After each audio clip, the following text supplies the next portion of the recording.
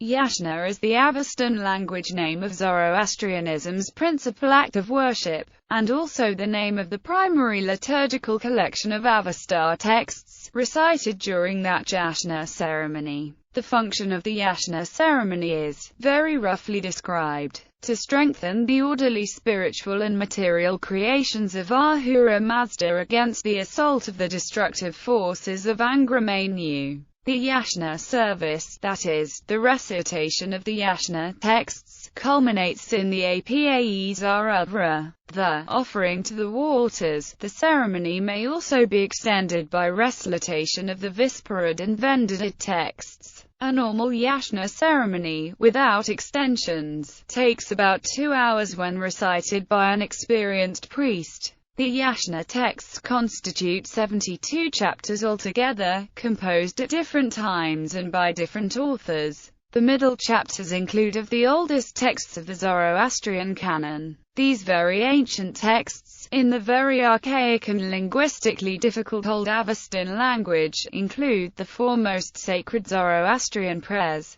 and also 17 chapters comprising the 5 gathas, hymns that are considered to have been composed by Zoroaster himself. Several sections of the Yasna include exegetical comments. Yasna chapter and verse pointers are traditionally abbreviated with Y. The Avestan language word Yasna literally means oblation or worship. The word is linguistically equivalent to Vedic yajna. Unlike Vedic yajna, Zoroastrian yasna has to do with water rather than fire. The service, the theological function of the Yasna ceremony, and the proper performance of it, is to further Asha, that is, the ceremony aims to strengthen that which is right, true in the existence, creation of divine order. The Encyclopedia Iranica summarizes the aim of the Yasna ceremony as the maintenance of the cosmic integrity of the good creation of Ahura Mazda. Zoroastrianism's cosmological, eschatological perception of the purpose of humankind is to strengthen the orderly spiritual and material creations of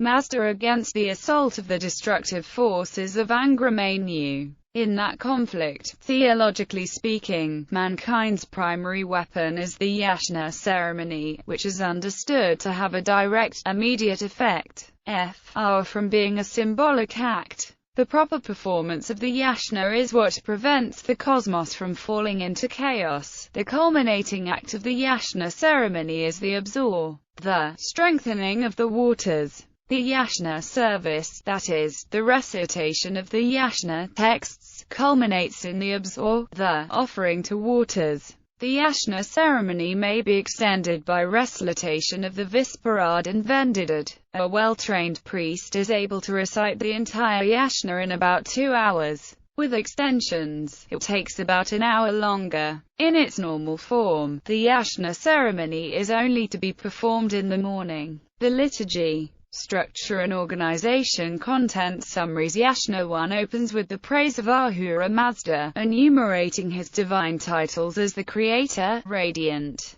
glorious, the greatest, the best, the most beautiful, the most firm, the most wise, of the most perfect form, the highest in righteousness, possessed of great joy, Creator, Fashioner, Nourisher, and the most Holy Spirit. Yasna 1 then enumerates the divinities, inviting them to the service. Yasna 2, the Basam Yash, presents libation and the Basam to the invited divinities. Yasna 2-4 complement Yasna 1. Most verses in Yasna 2-3 begin with the formula Izeshti, by means of this sacrifice, I call, followed by the name of the divinity being invoked. Yasna 3-8, known collectively as the Sarostron, presents other offerings. Yasna 3 draws the attention of the divinities invoked in Yasna 1, and in Yasna 4, the offerings are consecrated to the divinities. Yasna 5 is repeated in Yasna 37.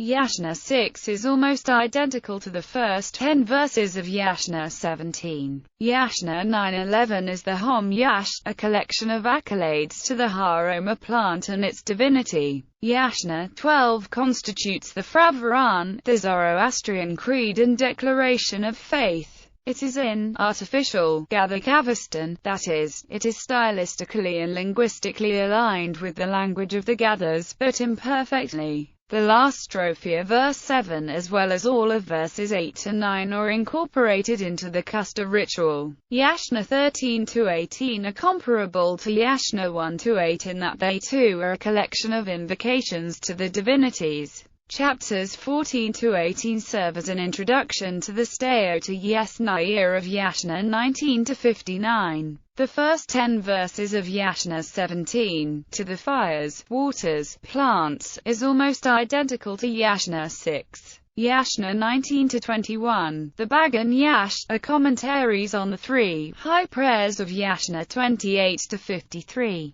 Yasna 22-26 is another set of invocations to the divinities. Yasna 27 has the prayers referred to by Yasna 19-21. These are the Ahunavaria invocation, the most sacred of all Zoroastrian prayers, the Ashem Vou, the Yengahatam. Yasna 28-53 include the oldest texts of the Zoroastrian canon. 17 of the 26 chapters make up the Gathas, the most sacred hymns of Zoroastrianism and thought to have been composed by Zoroaster himself. The Gathas are in verse. These are structurally interrupted by the Yasna Haptang Haiti, which is as old as the Gathas but in prose. B. 2 short chapters that are not as old as the Gathas and Yasna Haptang Haiti. Yasna 28-34, Ahunavariti Gatha Yasna 35-41, Yasna Haptang Haiti, the 7-chapter Yasna, also in Gathic Avestan but in prose. Yasna 42, a 4-verse chapter invoking the elements. Yasna 43-46. Ashtavate Gatha Yasna 47-50. Spentamanu Gatha Yasna 51. Vokashathra Gatha Yasna 52. An 8-verse hymn to Ashi.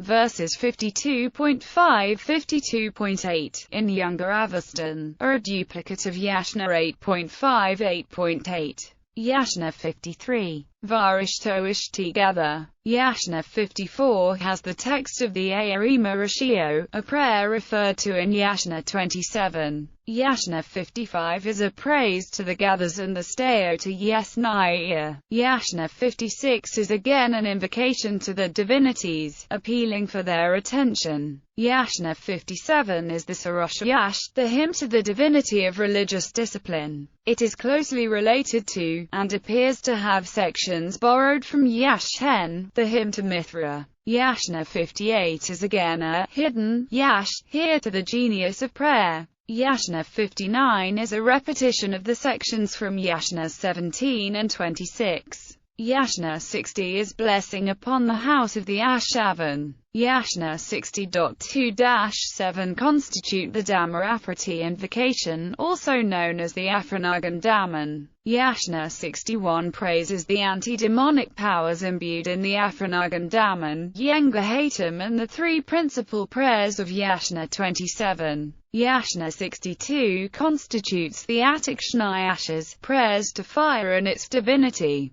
Yasna 63-69 constitute the prayers that accompany the abs or offering to water. Yasna 70-72 are again a set of invocations to the divinities.